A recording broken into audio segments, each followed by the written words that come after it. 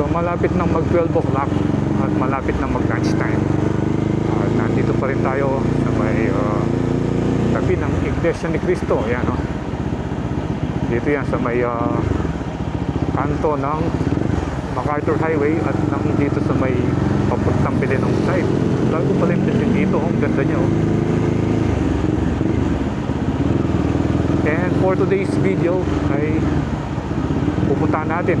Eto na, yan na. Pagbungad pa lang, kitang-kita na. Ayan, i-update natin itong ginagawang flyover dito sa may Angeles City, which is the second flyover na gagawin sa lungsod ng Angeles. Yung una, yung sa ano yan, sa Kutkut flyover sa may boundary ng papuntang Porac. At ito naman yung pangalawang flyover. So kung matatandaan nyo, binisita ito ni Secretary Dizon. Parang ilang buwan pa lang nakakaraan. Inassure niya na matatapos ito ng June 2027. So hopefully matatapos. At recently, inopen uli nila at nag-resume sila sa kanilang construction. At yung last update natin dito ay ginigiba yung rotonda.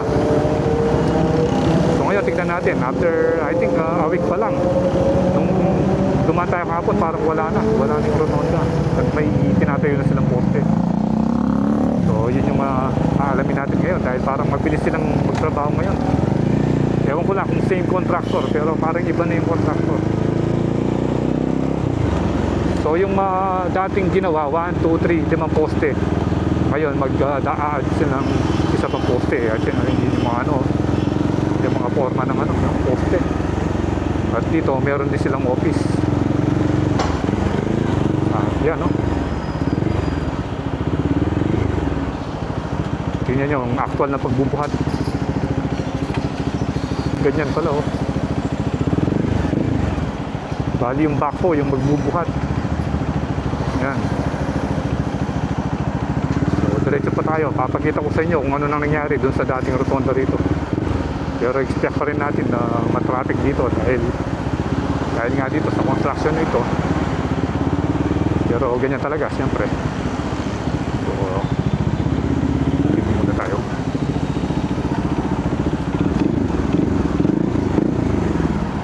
Para bumaba yung plots niyo, no? Ayun yung mga heavy equipment nila.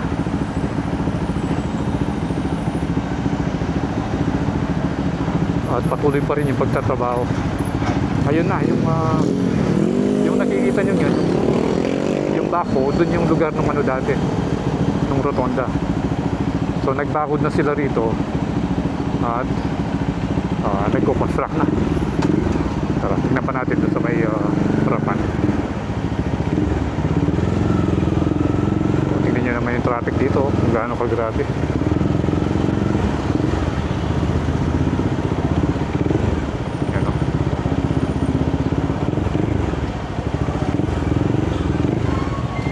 Tayo makakaliko.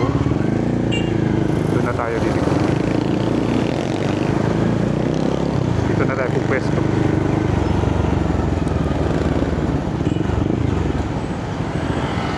Dito tayo pupwesto.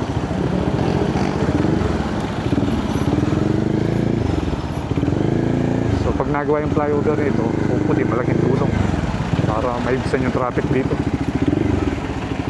Yun, no? Wala na tayong nakikita ng rotonda ngayon.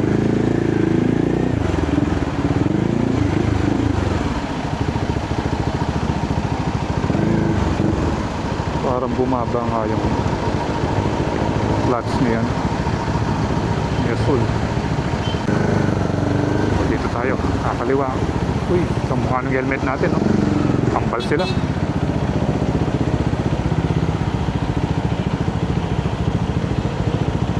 Pero maganda yung visor niya, kulay blue. O yun, doon na. Ayan, wala na yung rotonda. Dati nandito siya, eh. Tinampakan na naman, napatagan na. Napatagan na ng asfalto. At yung itsura niya ngayon, ito. Wow, yan, no? Wow. Yan yung ginagawa. Pero hindi tayo pwede tumambay rito dahil intersection dito banda.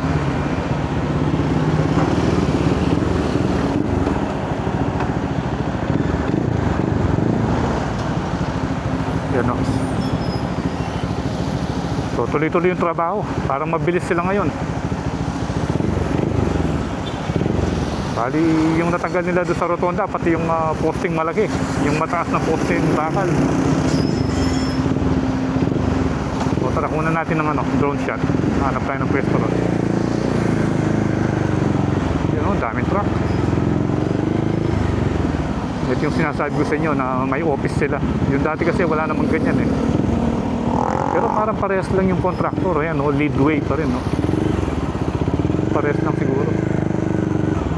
Yan. Bali, ginagaranti niya ni Secretary Dizon na dapat matapos ito ng June 2027. So hopefully matatapos para mapakinabangan na yung ginagawang flyover na to. Dito tayo.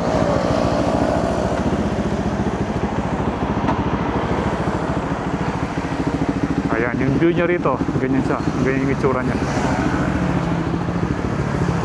So buti na lang, sumikat si Haring Araw. Kanina kasi, makulimlim na eh. At least, makukuha na natin ang magandang shot sa drone. So tara, mag-drone na tayo.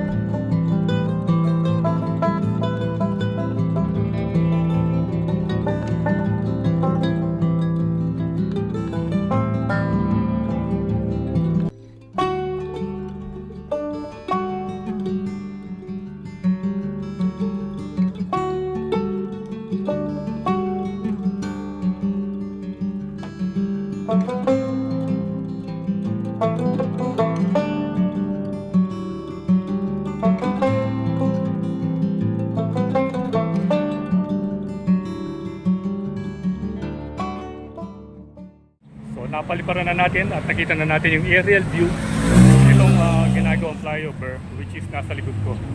Ayan o. So gaya nga ng sabi ko kanina, mas mabilis sila magtrabaho ngayon. Dahil nung last time tayo pumunta dito, ginigiba pa lang yung yung rotonda. Tinatanggal yung malaking poste. Ngayon, giba na, patag na yung rotonda, and then sa may bandang una, nagtatayo sila ng isa pang poste. So patuloy yung construction dito sa may Manila North Road to Santo Cristo Flyover. So, ayan, patuloy natin i-monitor yan, i-update para at least makita ninyo kung ano ba yung progress ng mega project na ito sa Angeles City. So again, salamat sa panonood and keep tuned to Koylandas for more video updates here in Angeles City and all over Pampanga. So ride safe always, Kabalen. See you when I see you, and Koylandas is signing out.